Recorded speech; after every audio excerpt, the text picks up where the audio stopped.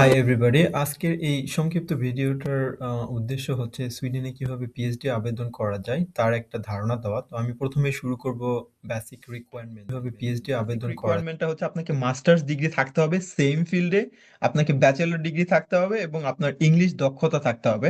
আপনি যদি এখানে খেয়াল করেন আমার স্ক্রিনে, আপনি এখানে পিএইচডি একটা লিঙ্ক পাবেন। এখানে আপনি সবগুলো সুইডেনের সবগুলো ইউনিভার্সিটির পিএইচডি ভ্যাকেন্সির একটা লিঙ্ক পেয়ে যাবেন। আপনি ওইখানে দেখতে পারবেন। যেহেতু আমি মোর ফোকাসড অন এসএলইউ তে বলতেছি, নিচের যে লিঙ্কটা আছে, আপনি সুইডেনের এসএলইউ যেটা আছে এই লিঙ্কে ক্লিক করলে আপনি এখানে যে দেখতে পারবেন যে এমপ্লয়মেন্ট যেটা আছে, টাইপ অফ এমপ্লয়মেন্ট, এই যে এখানে যদি আপনি পিএইচডি সিলেক্ট করেন তাহলে আপনি দেখতে পারবেন যে রিসেন্টলি সুইডেনের পিএইচডি তে কি কি স্টুডেন্ট নিচ্ছে। আমি সাস্টেইনেবল ব্রয়লার প্রোডাকশনে একটা পিএইচডি এখন খুলে দেখাচ্ছি।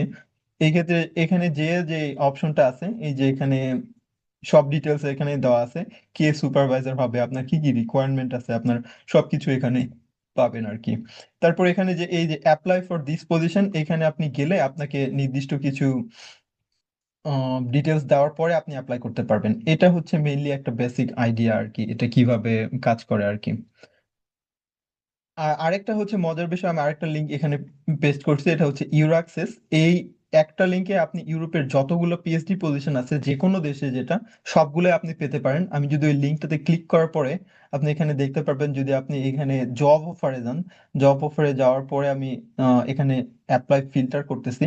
অ্যাপ্লাই ফিল্টার করার পরে আপনি দেখতে পারবেন যে কোন দেশে কোথায় পিএইচডি এর সার্কুলার হয়েছে এখন। এটা সবচেয়ে শর্টকাট ওয়ে পিএইচডি খুঁজে পাওয়ার ক্ষেত্রে ইউরোপের ক্ষেত্রে।